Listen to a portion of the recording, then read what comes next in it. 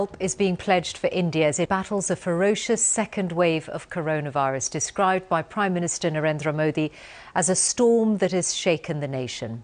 Almost 350,000 new infections were recorded in India in the latest 24-hour period, and 2,767 people have died. But experts say the actual numbers are likely to be much higher.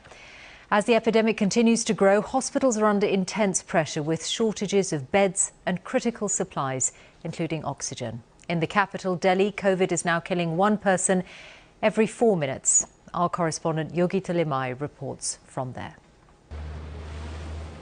The capital is being ravaged at a frightening speed.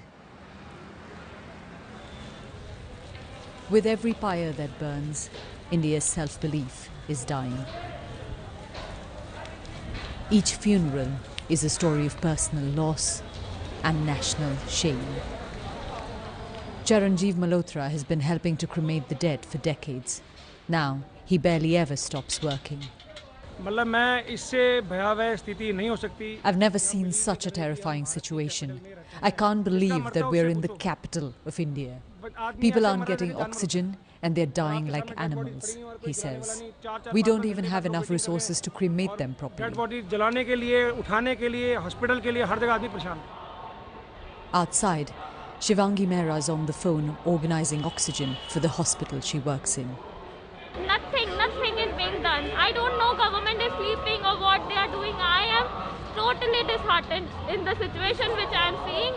Government is a literal failure. A person cannot live here in Delhi. A person cannot even die peacefully in Delhi. She's waiting to cremate her grandfather, who died, she says, because there wasn't enough oxygen. This small hospital in North Delhi is facing a daily struggle. Ma'am, we have been spending sleepless nights since last 1 week. I mean, at times we feel like crying because we are not able to help patient properly. Every day this is the same scenario. We are left only with 2 hours of oxygen, 3 hours of death, and we are only getting assurance from the system, no oxygen. And so, families are being told to organize oxygen. At one medical shop, we found people with empty cylinders waiting to buy their own supply for loved ones who urgently need it. For many here, the government's promises of rushing in oxygen are coming too late. Families left asking why something so basic is unavailable. Every crematorium we've been to, we've seen body after body being brought in. It's hard for anyone to keep count, but what workers have been telling me is that the real scale of deaths caused by COVID-19 in India is a lot higher than what official numbers reflect. And a lot of those who've died right now have done so because they couldn't get oxygen in time. Jitendra Singh Shanti runs a group of volunteers here. Even young people are dying. It's a very bad situation. If it keeps getting worse, we'll have to burn bodies by the side of the road, he says. There is a sense of abandonment in this country. Citizens are stepping up to do what a government should, left to fight a vicious pandemic on their own. Yogita Limai, BBC News, Delhi.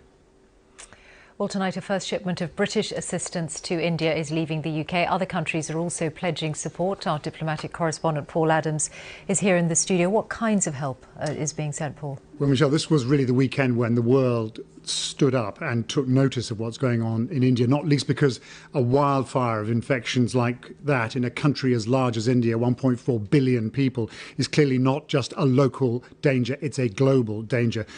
And given those numbers, any reaction seems like a bit of a drop in the bucket. But those offers are coming in. The United Kingdom is sending 495 oxygen concentrators, 140 ventilators, and the Foreign Secretary Dominic Raab says there could be more.